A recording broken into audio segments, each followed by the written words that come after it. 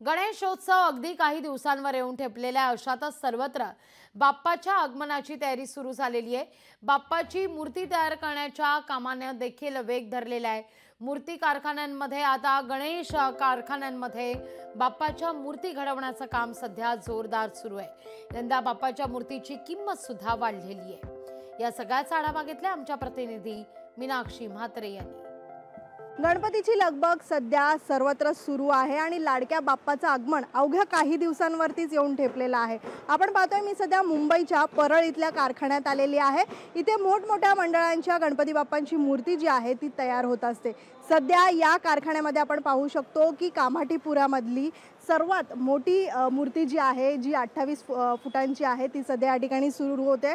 या ठिकाणी या लाडक्या बाप्पाची जी मूर्ती आहे म्हणजेच पंचशील निवास रहिवासी सेवा मंडळची ही मूर्ती आहे। मात्र आपण पाहू शकतो की जवळपास 28 फुटांची ही मूर्ती जरी असलीच तरी गणपती बाप्पा हे जे आहेत नंदीवरती विराजमान होताना पाहायला मिळतात। सध्या अंतिम टप्प्यामध्ये या मूर्तीची तयारी जी आहे ती पाहायला मिळते। सुशांत पोहेकर जे आहेत माझ्यासोबत। सर, काय सांगाल, कसा प्रतिसाद आहे? खरं तर कारण सर्वात उंच मूर्ती जर पाहिली तर पंचशील निवासची आहे, मात्र 28 फुटांची ही मूर्ती पाहायला मिळते। काय वैशिष्ट्य आहे? दरवर्षी वेगवेगळ्या थीम असतात बाप्पाच्या या पंचशील निवास सेवा मंडळची, यंदा काय आहे नेमकं? गेले कित्येक वर्ष पंचशील निवासचं मी मूर्ती घडवतो आहे, मूर्तिकार म्हणून। माझे वडील देत होते, आता मी देतो आहे, माझे काका असतात सोबत, हे सगळे मिळून आम्ही गणपती करतो।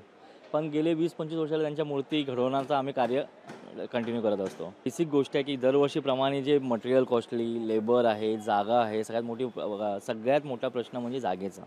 बाप्पाला घडवण्यासाठी जी जागा लागते त्याच्यासाठी आम्ही भरपूर धडपड करत असतो मूर्ती घडवण्यासाठी, आणि बाप्पाची कृपा होऊन जातं ती गोष्ट। पण ह्या गोष्टी ज्या महाग होत चालल्या त्याच्यामुळे सगळ्यांनाच खिशाला फटका पडतो आहे आणि यांच्या प्रत्येकाला त्या गोष्टीचा त्रास होतो। असं नाही की मला तुम्हाला, असं नाही आहे। प्रत्येक गोष्ट महाग होत चालली आणि 10 ते 20% मूर्तीचे रेट दरवर्षीप्रमाणे वाढतातच। ठिकाणी कशी तयारी सुरू आहे पाहण्यासाठी मोठी गर्दी करून राहिलेले आणि अवघ्याच काही दिवसांवरती बाप्पाचं आगमन आहे, त्यामुळे जयत म्हणजेच लवकरात लवकर मूर्त्या तयार व्हावा अशी देखील मूर्तिकारांची अपेक्षा आहे आणि त्याच पद्धतीने काम देखील तितक्याच वेगानं सुरू आहे। पुढे जर्नलिस्ट राजेश मनियारसह मीनाक्षी म्हात्रे, लोकशाही मराठी, मुंबई।